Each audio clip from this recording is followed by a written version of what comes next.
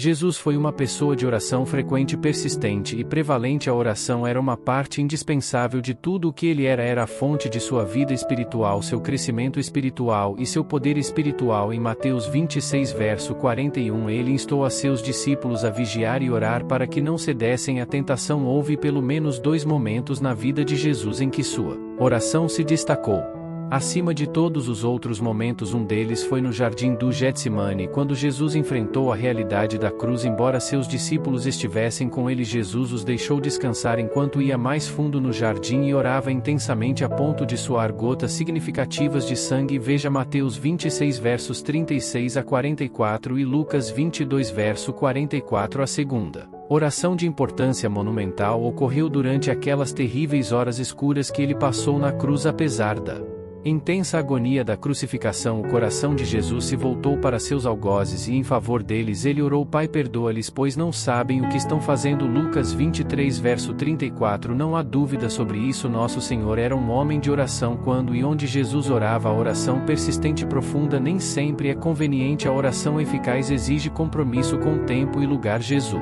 exemplificou esse fato em Marcos 1 verso 35. Antes do amanhecer do dia seguinte, Jesus se levantou e foi para um lugar isolado para orar. Quando Jesus orava, ele orava durante a calma do início do dia, quando não havia ninguém por perto, quando não havia interrupções. Ele passava um tempo de qualidade com seu Pai enquanto sua mente estava fresca e desimpedida pelos muitos detalhes da vida. Você já se levantou muito cedo de manhã para orar? Esses momentos costumam ser os mais revigorantes, os mais recompensadores, os mais preciosos. Onde Jesus orava, ele poderia ter ficado em seu quarto ou mesmo na casa, mas não o fez. Ele encontrava um lugar solitário para se aproximar e se comunicar com seu Pai. Como nosso exemplo, Jesus orava frequentemente. Ele passava tempo de qualidade em oração, orando quando e onde as interrupções não o incomodariam. Embora Jesus viesse do Pai, ele sabia que sua força estava na oração. Então, se Jesus precisava orar, quanto mais nós devemos. Se ele precisava encontrar tempo de qualidade para orar, quanto mais deveria. E se ele considerava necessário ficar longe dos outros enquanto orava, não deveríamos nós? Se você possui um carro, sabe que precisa abastecê-lo regularmente, ou ele para de funcionar, você sabe que precisa alimentar seu corpo regularmente, ou ele morrerá. A oração é o combustível que alimenta o espírito do homem, e se seu espírito não for reabastecido por orações frequentes,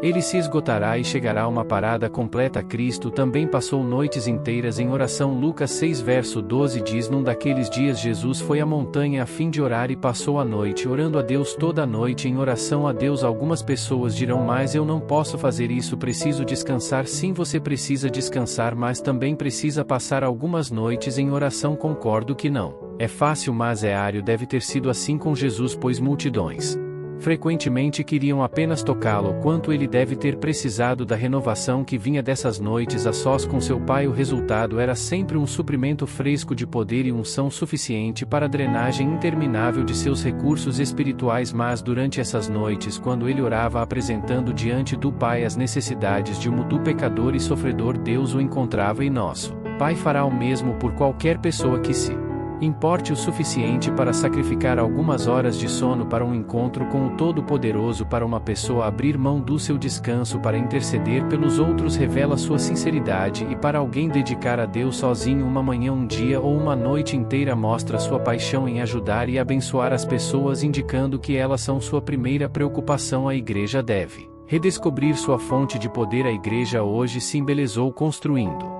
edifícios altos e lugares de adoração impressionantes, mas a mesma igreja em muitos casos está desconectada das pessoas. Como resultado, há uma geração inteira que não conhece a Deus, que não o ama e não o serve. Meus amigos, esta geração de Deus, a igreja hoje precisa renascer para a tarefa de alcançar esta geração para Deus. Ela precisa alcançar o topo da montanha e passar tempo em oração. Precisamos buscar a Deus, precisamos aprender a buscá-lo com todo o nosso coração. Precisamos dessas reuniões de oração no topo da montanha, precisamos desses momentos de oração solitária, precisamos deles 1000 vezes mais do que Jesus precisou. A oração era a comunhão de Jesus, sua inspiração, sua força. Jesus estabeleceu o padrão de oração para nós. Ele estava nos mostrando como viver, como adorar, como orar, e se quisermos ter sucesso em nossas vidas para o Senhor, faremos bem em seguir o exemplo do nosso Senhor. Jesus disse em Lucas 18 verso 1 que eles devem orar sempre e nunca desistir. Deus quer que aprendamos a orar nos tempos de adversidade, nos momentos de turbulência, nos momentos de problemas. Ele quer que oremos e não desanimemos nem desistamos. Não desista, não desanime. Qualquer um pode fazer isso, mas é preciso resistência, coragem e comprometimento para orar e não desanimar. A oração não nós que orou por nós para que possamos ser um de Jesus. É belo perceber que mesmo a seguir em nossas próprias vidas de oração. Senhor Pai, ajuda-me a aprender que Tu és Senhor da minha vida. Tu tens o poder de governar tudo o que penso, acredito e faço. Quando permito que minha mente vegue por lugares que destrem minha paz, lembra-me que esses são pensamentos ilegais. Você não me pede para me deter em sentimentos, afetos que contribuem para os medos. Eu reconheço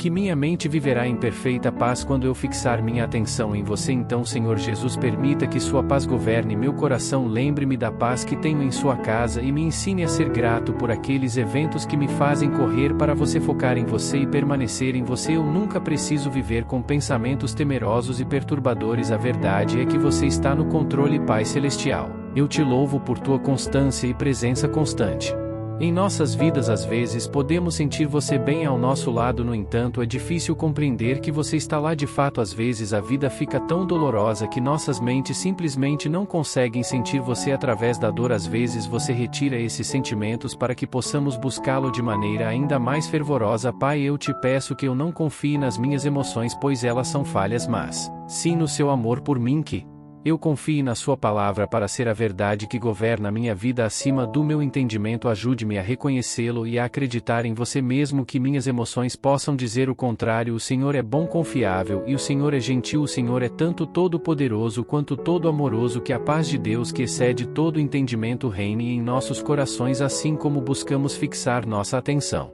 nele. Que a confiança na soberania divina e no amor infalível do Pai nos inspire a viver sem medo, ancorados na certeza de que Ele é bom, confiável e sempre ao nosso lado. Que possamos descansar na verdade de Sua palavra, permitindo que ela governe nossas vidas, transcendente acima de nossas compreensões. Que a gratidão por Sua presença constante e a busca fervorosa por Ele nos guiem em cada passo. Se hoje você sente o desejo de ter um encontro transformador com Cristo, dando início a uma nova fase da sua vida, ou se quer renovar seu compromisso por ter se distanciado dos caminhos por algum motivo, convido amorosamente você a aceitar Cristo. Deixe seu comentário abaixo expressando: eu te aceito do Senhor Jesus como meu único e suficiente Senhor e Salvador da minha vida. Até a próxima.